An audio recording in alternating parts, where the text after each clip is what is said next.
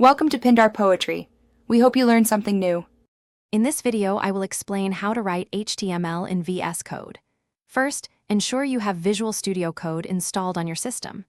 Next, create a new folder on your desktop or in your documents for all your HTML projects. This helps keep your work organized. Finally, open VS Code and select Open Folder to navigate to and select the folder you just created. This sets up your workspace efficiently. Now let's create your first HTML file. Inside your open folder in VS Code, create a new file and name it index. HTML.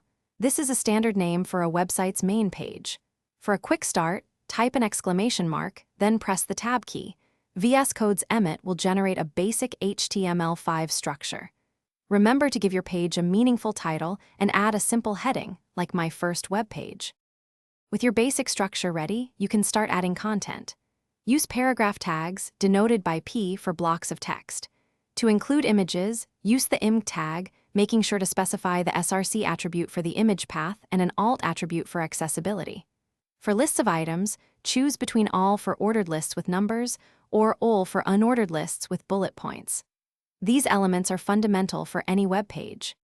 To see your HTML come to life, install the Live Server extension from the VS Code Marketplace. This allows you to view your page in a browser that updates automatically as you make changes. Always remember to save your work often by pressing Ctrl+S or Command+S to avoid losing progress. Also, for other great deals and to check out the Owala water bottle, make sure to look at the links in the description below. Happy coding! Thanks for watching. Consider subscribing if we helped you.